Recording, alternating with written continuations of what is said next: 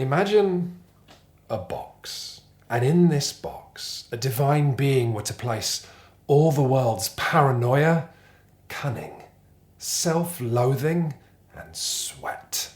Now, stop imagining, because it exists. Oh, we have to destroy it! Now! Can I just do the review first, and then... Matt, we've been over this. Don't Get Got is a cheap little party game for between 2 and 10 players that actually runs in the background of your normal life.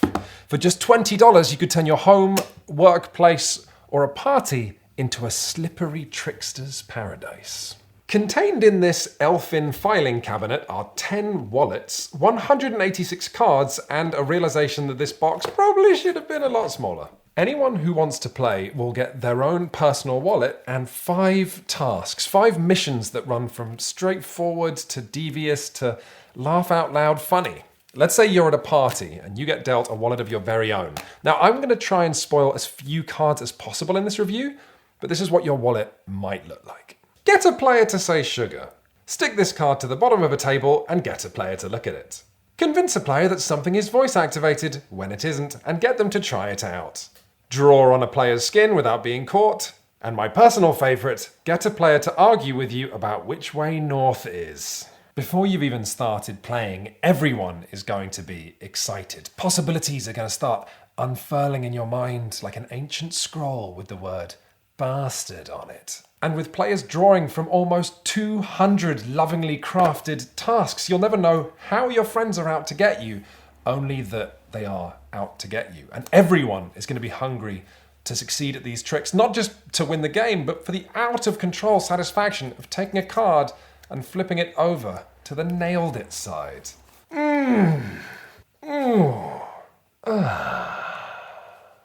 But there is a failed it side too. Because if you're ever trying to trick someone and they call you out on it, if you say, "Hey Matt, did you know this kettle is voice activated?" And they say, "Is this from the game?"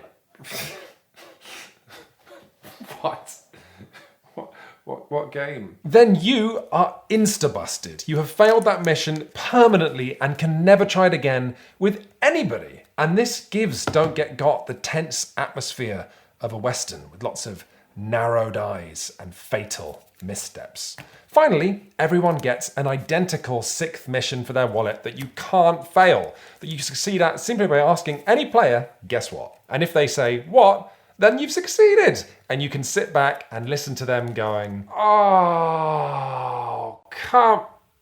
Are you recording this? Yep. Your anguish is going to be my new ringtone. That is monstrous. You're a monster. I don't like you. I've never liked you. Oh, that's another one. Change your ringtone and get a player to comment on it without being prompted. Your initial feeling playing Don't Get Got will be one of laughably intense paranoia. Anything any player does will be met with, "Is this from the game?" As if you were in a student reenactment of David Cronenberg's Existenz, which is a movie for old people. But eventually players will chill out, and when they do, my gosh, you have some exquisite moments in store. I have seen more players dancing for joy just playing Don't Get Got than I have in 8 years as a board game reviewer. That's because succeeding a mission feels good, but mostly players were dancing to get rid of the adrenaline. Listen, if there's one thing I get across to you about this game, it's that these missions might seem irreverent and mundane, but in play, each one is shockingly tense. It's like its own mini Mission Impossible.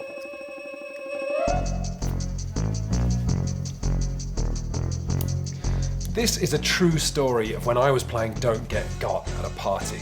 My mission, should I choose to accept it, to get a player to put on a hat with that card in and then look inside. There are 4 other players in this game, but it's a field of killers. Any one of them would mistrust a hat as if it was radioactive. The only way I'm going to get them to put it on is if it was their idea. Okay, I know my target. My mark is going to be the smartest player here, one Chris Bratt, aka the Strategy King. Do I have a death wish? Far from it, but it's only by taking on him that my plan might work.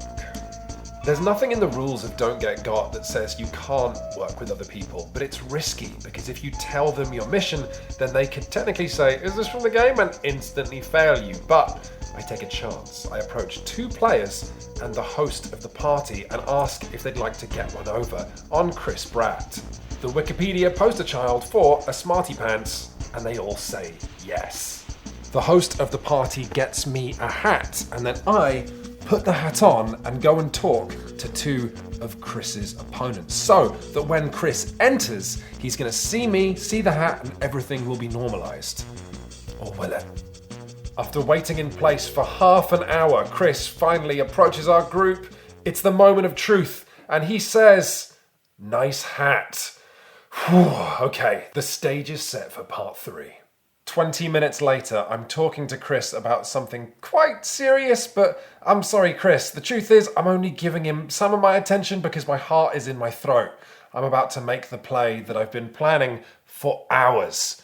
I tell Chris I need to get a glass of water and leave the hat on the table next to us. I tell him, "Look after that," as I walk away. My hope is that Chris is drunk or impulsive enough just to put the hat on. But this is it. Hours of work leading up to this all or nothing moment. I'm just getting the water when Chris begins to ask the question that I've been afraid of. He asks me, "Is this from the..." and stops, lost in thought. I turn back. I give him a quizzical look, as if I don't know what he could possibly ask, and he doesn't finish the question. I'm safe. But I come back with my water and he still hasn't put the hat on. Now, this is a moment that often happens in Don't Get Got. You've got a plan, you put it into action and it doesn't quite work. And you're left asking yourself, in the heat of the moment, do I push on with this plan, getting more and more obvious, being full Tom Cruise, get the mission done no matter what? Or say, you know what? I'm gonna get busted. I should try this on somebody else and scrap all the work I've been doing. In this case, I decide to push on. May the devil have mercy. Over 5 long minutes, I keep talking. Chris gets more bored. I keep talking. Chris gets more bored. He starts fidgeting. I keep talking, and he picks up the hat and puts it on!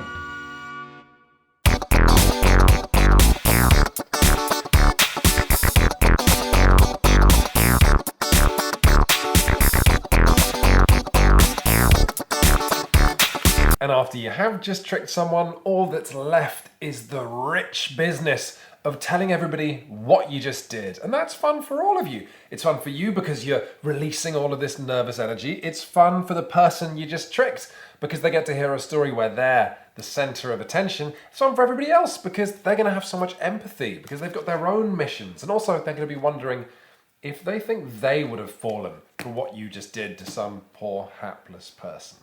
And that is Don't Get Got in a nutshell. An incredibly simple party game that becomes a wildly suspenseful and thought-provoking saga with the addition of that one simple rule that when you set out to get somebody, it could be you that gets got. I'm actually reminded of all things of Japanese game show Documental, where comedians are tasked with making each other laugh. But all this means is that half the time they end up eliminating themselves by laughing at their own joke. And I think this rule is so important because it means you can never be too annoyed when a player successfully tricks somebody else because they were also brave enough to try and do it. They put themselves out there. And so, in summary, Don't Get Got is an incredibly dumb game that also somehow involves elements of emotional intelligence, negotiation, patience, sleight of hand, guile, all in the service of something as stupid as button your shirt wrong and get another player to tell you. Too subtle? Too obvious. Quins, what are you doing in there? Can't tell Matthew why I'm in here, but I can't let him in either.